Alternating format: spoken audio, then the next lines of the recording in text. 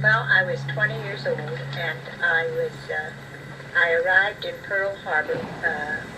We left San Diego on the USS Mariposa, and I arrived in Honolulu on November 26th, 1941. I was there to spend time with my husband, Tony, who was aboard the USS Lexington, and it was his last tour of duty, and he was about to get out of the service, and we were going to travel back home together aboard the liner and have a holiday honeymoon vacation back. But that never happened. He was aboard the USS Lexington, who was stationed in Pearl Harbor. The USS Lexington pulled out of Pearl Harbor on December 5th. And I was living with another Navy wife and her daughter, Fern McDevitt, and Doreen was her daughter, and we were there. We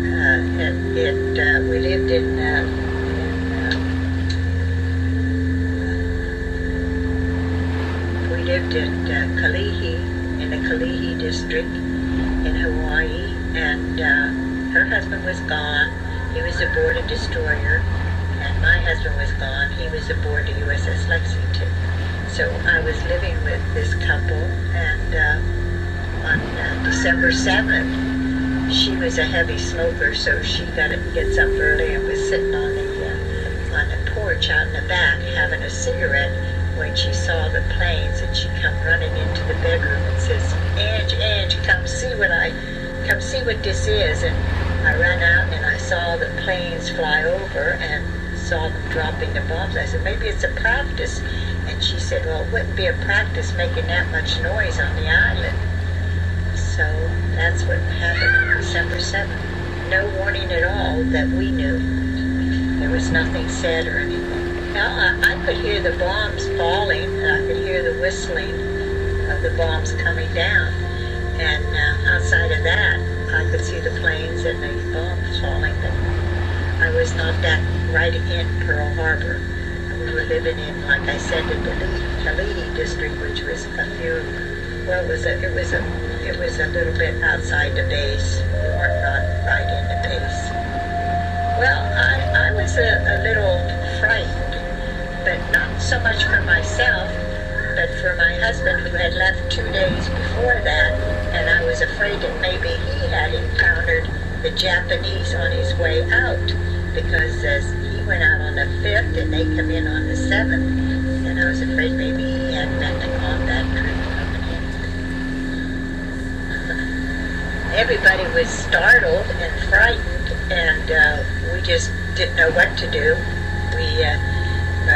My friend Fern got in a car and rode down to see if she could help, and they told her that they prefer that no one would go aboard the base because they were having so much. It was kind of chaotic. A lot of people running around and trying to take care of everything.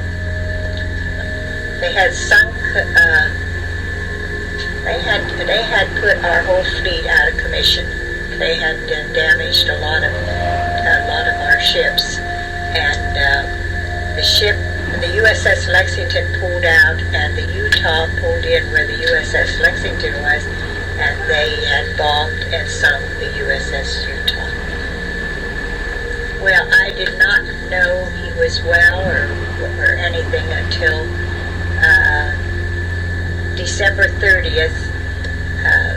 Fern, my roommate's husband, pulled into Pearl Harbor and sent a note over to let us know that he was okay and that my husband Tony was okay.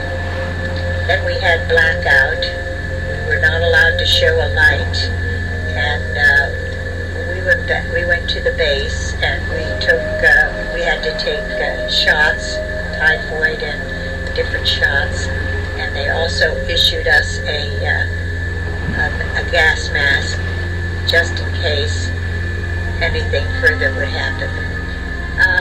I remained in Hawaii till April 20th, 1942, and I didn't get to see my husband until March 26, 1942, when he came in for a week of R&R, and then that was the last I seen and heard of him. And we left on the April 20th, and there was a